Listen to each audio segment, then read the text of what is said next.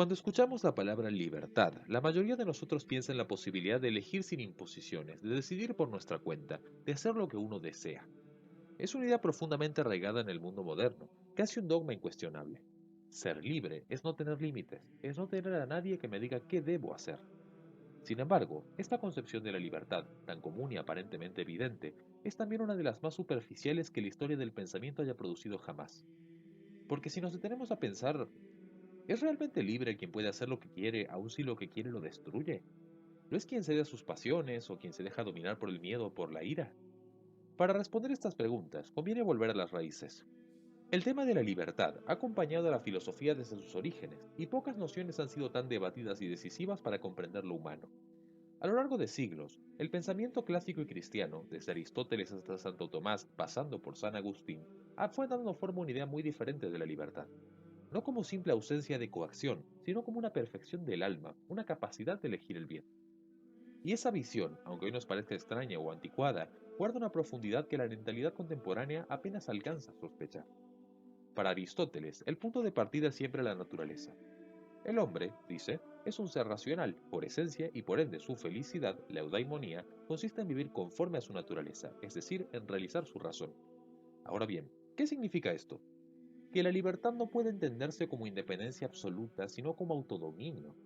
Aristóteles distingue entre quien actúa según la razón y quien se deja arrastrar por los impulsos. El primero es verdaderamente libre, porque gobierna su vida con prudencia. El segundo, en cambio, es esclavo de sus pasiones. La imagen que utiliza es simple.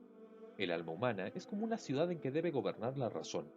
Si las pasiones, la ira, el deseo, la codicia, usurpan el mando, el resultado no es la libertad, sino tiranía interior. De ahí que para el filósofo griego la educación moral sea esencial. No se trata de reprimir los deseos, sino de ordenarlos. La libertad consiste en querer el bien porque se lo comprende como tal, no en hacer cualquier cosa. Aristóteles ve en el hábito de la virtud la clave del hombre libre. Un músico solo es libre para tocar una sinfonía si domina su instrumento. Del mismo modo, un ser humano solamente es libre para obrar el bien si domina su alma. En ese sentido, la libertad no se opone a la ley, sino que la presupone. La ley justa, la norma moral, no es una cadena que ata, sino una guía que permite alcanzar la excelencia. Sin embargo, Aristóteles aún no conocía el drama del alma humana que el cristianismo revelaría siglos después. Su visión era noble, pero incompleta. Veía al hombre como un ser capaz de ordenar su vida con la sola razón, sin advertir cuán profunda es la herida que el mal deja en su corazón. El problema del pecado, de la inclinación al mal cuando se conoce el bien, quedaba fuera de su horizonte. Y es precisamente allí donde San Agustín da un paso decisivo. En Agustín, la libertad deja de ser solo una cuestión de ética y se convierte en un misterio espiritual. El obispo de Hipona, marcado por su propia experiencia interior, descubrió que la raíz de la esclavitud no está en las leyes externas, sino en el interior del hombre.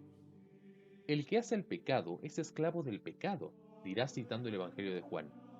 Para Agustín, la libertad verdadera no consiste en poder elegir entre el bien y el mal, sino en poder elegir el bien. Es la capacidad de adherirse a ese bien sin trabas. Y esa capacidad, después del pecado original, el hombre no la posee plenamente por sí mismo, necesita la gracia. Aquí el pensamiento cristiano transforma por completo la herencia antigua. Mientras que para los griegos la virtud era el fruto del esfuerzo y de la educación racional, para Agustín la libertad es un don que se recupera mediante la redención.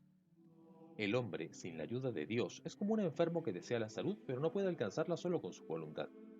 Puede conocer el bien, pero no logra realizarlo. Por eso, la libertad no se conquista con autosuficiencia, sino con humildad. Nos hiciste, Señor, para ti, y nuestro corazón estará inquieto hasta que descanse en ti, escribe Agustín en las Confesiones. La libertad se realiza solo cuando el alma vuelve a su fuente. Sin embargo, este retorno no anula la razón ni la responsabilidad humana, las eleva. En San Agustín, la libertad se convierte en el vínculo entre el amor y la verdad. Amar el bien, amar a Dios, es el acto más libre posible, porque es elegir lo que nos corresponde a la verdad de nuestro ser. Cuanto más nos unimos a la verdad, más libres somos. Cuanto más nos alejamos de ella, más esclavos de nuestras pasiones. En su célebre paradoja, Agustín sostiene que solo quien sirve a Dios es verdaderamente libre, porque Dios no oprime, sino que libera de todo lo que impide amar. Esta intuición fue desarrollada con una precisión asombrosa por Santo Tomás de Aquino, quien armonizó la sabiduría griega y la fe cristiana. Para Tomás, la libertad pertenece al orden de la voluntad, pero la voluntad no es un poder ciego, está ordenada a un fin. Toda acción humana tiende hacia un bien, y el bien supremo es Dios. Por tanto, la libertad no se define como la ausencia de dirección, sino por la orientación hacia ese fin. Cuanto más conforme está nuestra voluntad con el bien verdadero, más libre es. A diferencia de la visión moderna, que asocia la libertad con la indeterminación, la capacidad de elegir cualquier cosa, Santo Tomás distingue entre dos niveles: la libertad de elección, el liberum arbitrium, y la libertad propiamente dicha, llamada libertas. La primera es el poder de decidir entre varias opciones. La segunda es la perfección de ese poder cuando se adhiere al bien. Así, la libertad de elección no es un fin en sí misma, sino un medio. Se nos, se nos da para que podamos alcanzar la libertad plena, la que consiste en amar el bien por sí mismo.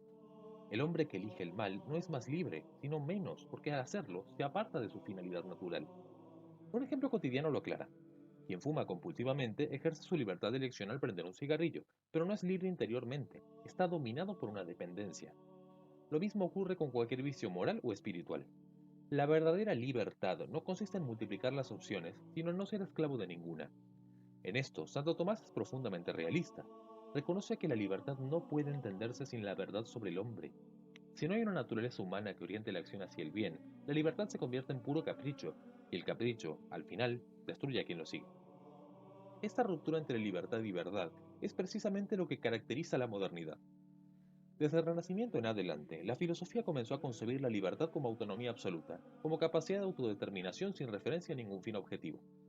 Descartes, Kant, Rousseau y más adelante los existencialistas coincidieron en que el hombre debía ser el único autor de su destino, el único legislador de su moral. Ser libre, en este contexto, significa no depender de nada fuera de uno mismo, ni de la naturaleza, ni de Dios, ni de una ley moral objetiva. Pero esta libertad sin verdad encierra una trampa. Si el bien y el mal dependen solo de la elección individual, entonces toda elección es igualmente válida, y el sentido mismo del bien desaparece. La libertad se vuelve vacía, un acto sin contenido. Lo paradójico es que este intento de liberación absoluta acaba produciendo nuevas formas de esclavitud: la del consumo, la del deseo sin fin, la de las ideologías que prometen autonomía pero exigen obediencia ciega. Cuando cada individuo se convierte en su propio criterio moral, la convivencia se vuelve imposible y la libertad de uno termina chocando con la de los demás. Frente a esta deriva, el pensamiento clásico y cristiano ofrece una visión más humana. Para Aristóteles, Agustín y Tomás, la libertad no es un punto de partida, sino una meta, algo que se conquista en la medida en que el alma se ordena al bien. Ser libre no es carecer de límites, sino poseer el dominio de sí mismo para amar lo que verdaderamente perfecciona. Y ese dominio, lejos de ser represión, es plenitud. Podemos entenderlo con una imagen sencilla. Un ave está hecha para volar. Si se le corta un ala, puede moverse libremente por tierra, pero ya no realiza su naturaleza. La ley que rige su vuelo, la aerodinámica, la forma de sus alas, no es un límite, sino una condición de posibilidad. Lo mismo ocurre con el ser humano. Las leyes morales, la verdad del bien, no son jaulas que impiden vivir, sino las condiciones que hacen posible vivir plenamente. Quien rechaza todo límite en nombre de la libertad termina como un ave que se arrastra convencida de haber conquistado la tierra. La concepción moderna, sin embargo, ha reducido la libertad a un problema político o psicológico. Se piensa en la libertad de expresión, de prensa, de consumo, pero se olvida la libertad interior, la que permite gobernarse a sí mismo. La cultura actual confunde deseo con libertad y cree que el aumento de opciones equivale a una vida más libre. Pero tener muchas opciones no significa saber elegir. De hecho, puede generar ansiedad, depresión y vacío. La auténtica libertad requiere criterio y el criterio requiere verdad. Aquí se comprende por qué el cristianismo ha sido, desde sus orígenes, una escuela de libertad. En Cristo, la libertad adquiere su sentido pleno. No se trata de hacer lo que quiero, sino de querer el bien porque amo al bien mismo. Conoceréis la verdad, y la verdad os hará libres, dice el Evangelio. La libertad cristiana es inseparable de la verdad, y la verdad es una persona. Cristo no viene a imponernos una ley externa, sino a sanar el corazón para que pueda amar el bien sin impedimentos. En ese sentido, la libertad cristiana no se opone a la obediencia, sino que la transforma. Obedecer a Dios no es someterse a un tirano, sino cooperar con la verdad del propio ser. En última instancia, toda concepción de la libertad remite a una visión del hombre. Si el hombre es un conjunto de impulsos, entonces la libertad será la satisfacción de esos impulsos. Si en cambio el hombre es una naturaleza racional y espiritual, la libertad será su perfección. Por eso, reducir la libertad a mera elección es tan insuficiente. Convierte al hombre en un animal caprichoso, sin dirección. La verdadera libertad implica finalidad, porque solo quien tiene un propósito puede orientarse.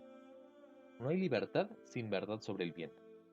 A esta luz, las palabras de Aristóteles, San Agustín y Santo Tomás no son reliquias del pasado, sino advertencias vigentes.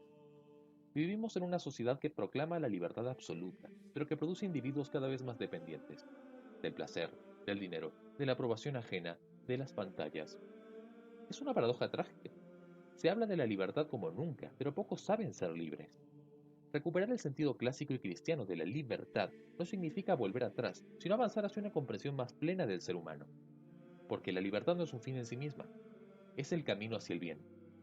Y ese camino exige disciplina, conocimiento, virtud y, en el plano espiritual, gracia. Sin ellos, la libertad se disuelve en capricho o en desesperación. En cambio, quien orienta su vida hacia el bien, quien busca la verdad con humildad y se esfuerza por amarla, alcanza la libertad más alta, la de ser dueño de sí mismo y en última instancia la de amar sin miedo. Así, la verdadera libertad no consiste en decir yo hago lo que quiero, sino en poder decir con plena conciencia y alegría quiero lo que debo, porque eso me hace plenamente humano. Si el video te gustó, te invito a suscribirte y regalarme tu me gusta, cosa que en verdad me ayudaría muchísimo. Que Dios te bendiga mucho. Muy buenas noches y muy buena suerte.